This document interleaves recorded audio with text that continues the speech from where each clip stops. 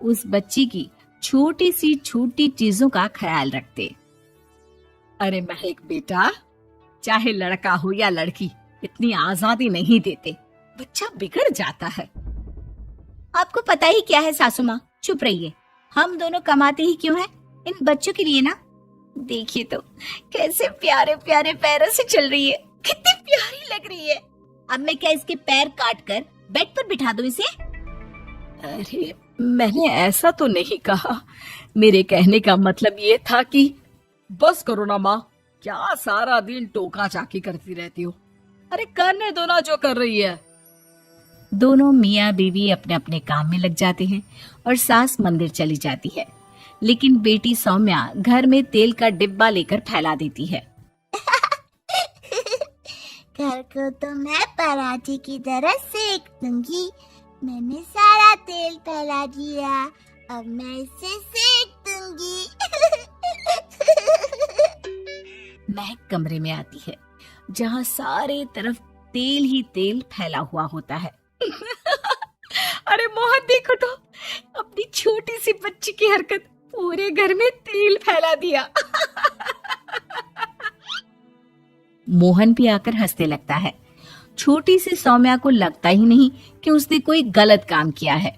वो भी खुश हो जाती है।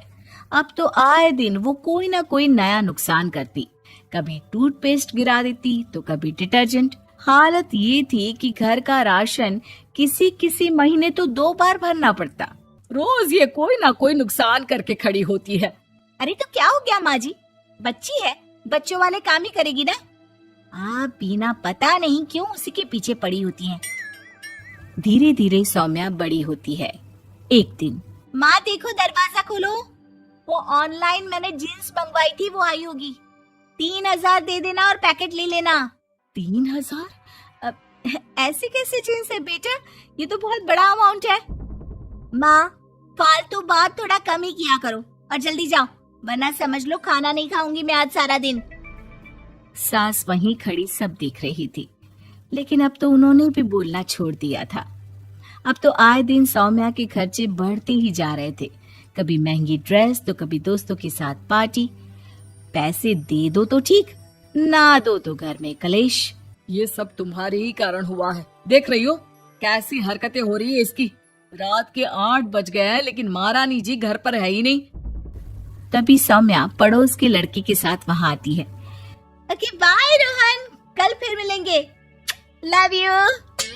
ये क्या हरकत है सौम्या, आज तो तुमने हद ही पार कर दी। पापा कब से परेशान है। और ये लड़का कौन है?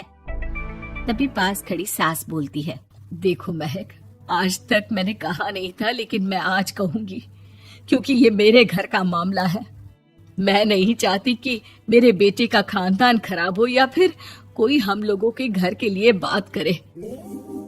जाओ इसे ऊपर कमरे में छोड़ाओ, इससे कल बात करेंगे।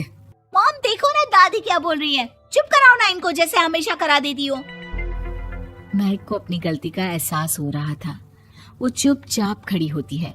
मोहन बेटी को अच्छे से कमरे में सुलाकर माँ के पास आता है। देखो ये लड़का ठीक नहीं है, अब तुम लोग इसकी शादी करवा दो, ससुराल वाले अपने आप देख लेंगे। शादी के बाद जिम्मेदारी पड़ेगी तो सब ठीक हो जाएगा। शादी अभी तो 25 की है ये। तो क्या 50 तक बैठाओगी? नहीं नहीं, ठीक कह रही है माँ, इसके लिए जल्दी से कोई लड़का देखता हूँ।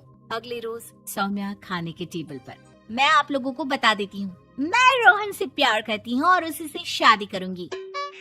रोहन? वही ना सक्सेना का लड़का, वो सक्सेना जो पिछले महीने ही जेल से छूट कर आया है। वो जेल नहीं, काम के सिलसिले में अमेरिका गए थे। अच्छा, सक्सेना अमेरिका गया था तो क्या पैसा वैसा कमा कर नहीं आया?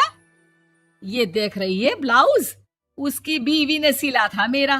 पैसे की कमी का रोना रो रही थी, पति को कोस रही थी कि जुआ खेलते पुलिस ने पकड़ा और लगी लगाई नौकरी भी छूट गई। दादी कुछ भी मत बोलो, दादी को चुप कराओ ना। दादी जो बोल रही है ठीक बोल रही है। तेरे पापा ने तुझे देखने के लिए लड़के वालों को कल बुलाया है, समझी? अगली रोज लड़के वाले सौम्या को देखने आते हैं और उसकी शादी मयंक से हो जाती है। शादी के बाद सौम्या मायके आती है। वाह माँ, कितनी अच्छी शादी कराई है आप लोगों ने मेरी, लेकिन मुझे कुछ दिन और यहाँ रहना है। अरे बेटी, ये तेरा ही तो घर है, जितनी मर्जी रह। और क्या, दमाजी कैसे है? अरे वो मयंक नहीं आया, कल शादी, आज तो अकेले, सब ठीक तो है ना?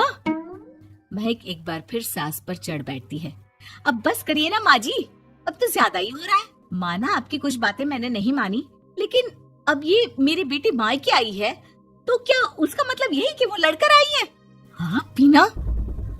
सौम्या दादी की तरफ देखकर मुस्कुरा देती है, जैसे उन्हें चिढ़ा रही हो। दादी, मैं लड़का नहीं बल्कि ये बता कर आई हूँ कि मुझे कुछ दिनों के लिए यहीं रहना है, माँ के पास। मेरा मन धीरे धीरे ही तो ससुराल में लगेगा। अब अगर आप बोलती हैं तो चली जाती हूँ मैं। अरे नहीं नहीं बेटी, ये मतलब नहीं था तेरी दादी के बोलने का। सौम्या कमरे में चली जाती है और अगले ही पल जींस टॉप पहनकर बाहर आती है। माँ, मैं ना अपनी सहेली के घर जा रही हूँ, आने में देर हो जाएगी, खाना मैं वहीं खा लूंगी। सौम्या सहेली के घर चली जाती है। अरे सौम्या ससुराल से आई है, कहीं दिखाई नहीं दे रही। वो सहेली के घर गई है, काफी दिनों बाद बच्ची का मन कर गया होगा। महक, रहने दे, अब इतना हल्के में ना ले। लड़की अब किसी और की अमानत है, घर में इतनी देर से आएगी तो लोग क्या कहेंगे। और होता भी ऐसा ही है। दरवाजे में पुलिस आती है, जिसके साथ सौम्या होती है। ये आपकी बेटी है? जी जी, लेकिन क्या हो गया? पापा, मैं और रीना घूम रहे थे तो रोहन वहाँ आ गया। उसने मेरे गहने खींचने की कोशिश की, जब मैंने नहीं दिया तो मुझे धक्का मारकर मेरे गहने ले लिए। पापा, मुझे माफ कर दो, मुझे ना मयंक के पास जाना है, आप उसे फोन कर दो, वो मुझे ले जाएगा। दादी आप ठीक कहती थी, वो अच्छा लड़का नहीं है।